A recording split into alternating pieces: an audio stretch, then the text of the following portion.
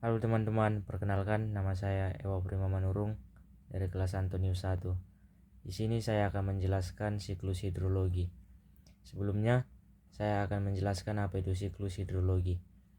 Jadi, siklus hidrologi adalah siklus perputaran air yang berkelanjutan di bumi dari atmosfer ke bumi dan kembali lagi. Siklus hidrologi terbagi jadi 3. Yang pertama ada siklus pendek, kemudian siklus sedang, dan siklus panjang. Pertama-tama saya akan menjelaskan tentang siklus pendek. Tahapan pada siklus pendek yang pertama yaitu adalah penguapan, di mana air laut menguap menjadi uap air karena panas matahari. Kemudian tahapan tersebut disebut sebagai evaporasi.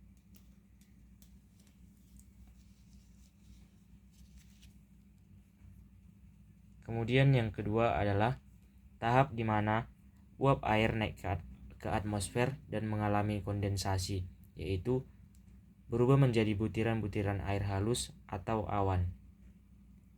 Dan yang ketiga adalah presipitasi, yang dimana awan sudah tidak mampu lagi menahan beban air dan akan mengalami prepitasi atau hujan dan jatuh kembali lagi ke dalam laut.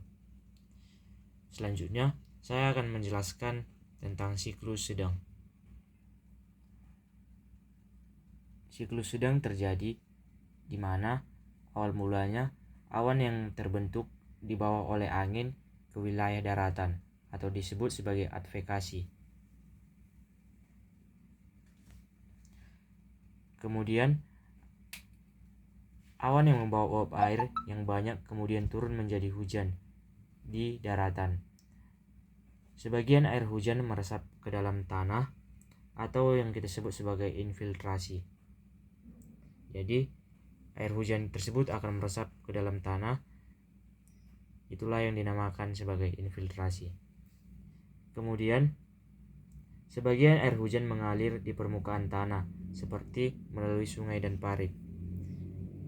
Air hujan akan mengalir di bawah seperti ini atau yang kita sebut sebagai runoff. Kemudian akan kembali lagi ke laut.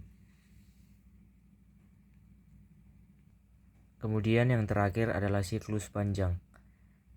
Siklus air yang berlangsung melalui proses yang lebih lama dan melibatkan perubahan fase air menjadi salju, kemudian menjadi glasier dan akhirnya kembali ke laut setelah mencair. Itulah siklus panjang. Siklus panjang diawali dengan penguapan air dari laut yang kemudian mengalami kondensasi dan membentuk awan. Awan ini dibawa angin ke daerah daratan, terutama ke pegunungan tinggi. Di ketinggian yang cukup tinggi, uap air berubah menjadi salju akibat suhu yang dingin. Kemudian salju yang turun dan terakumulasi membentuk glasier. Glasier kemudian mencair dan mengalir sebagai sungai menuju laut, sehingga menyelesaikan siklus panjang.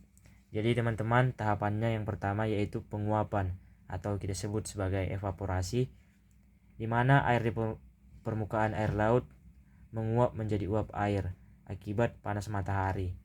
Kemudian yaitu uap air akan naik ke udara dan mengalami kondensasi membentuk awan. Kemudian awan dibawa angin ke daratan, terutama ke pegunungan tinggi. Jadi awan tersebut akan dibawa angin ke arah pegunungan tinggi. Kemudian uap air berubah menjadi kristal es di awan. Kemudian salju yang terakumulasi membentuk glasier dan glasier mencair dan mengalir sebagai sungai ke laut dan kembali lagi ke laut. Air di sungai kembali ke laut dan melengkapi siklus panjang. Jadi teman-teman, demikian siklus hidrologi yang dapat saya jelaskan. Sekian dan terima kasih.